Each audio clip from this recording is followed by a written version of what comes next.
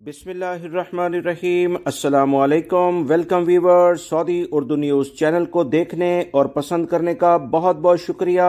अगर आप मेरे चैनल पर नए व्यूवर हैं तो प्लीज़ मेरा चैनल जल्दी से सब्सक्राइब करें।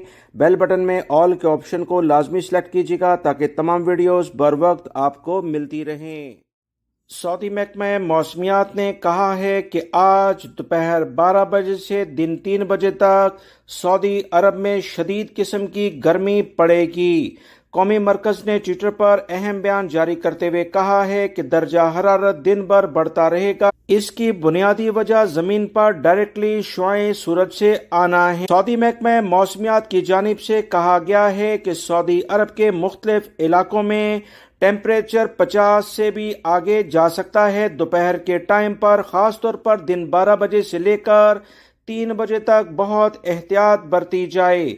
सूरज की तपिश जमीन पर पड़ती रहती है। मौसम गर्मा में काफी ज्यादा सऊदी अरब के मुख्तलिफ इलाके खास तौर पर रियाद, हाइल और इससे मुल्का जो भी इलाके हैं, दमाम से मुल्का जितना भी इलाके नजर आते हैं जिसमें अलहसा खास तौर पर हफलुल बातिन, इनमें शदीद गर्मी का असर देखा जाएगा। लिहाजा सऊदी महकमा मौसमियात और दफाए मदनी यानी सिविल डिफेंस की जानिब से जो एहतियाती तदाबीर के बारे में कहा गया है उस पर अमल किया जाए।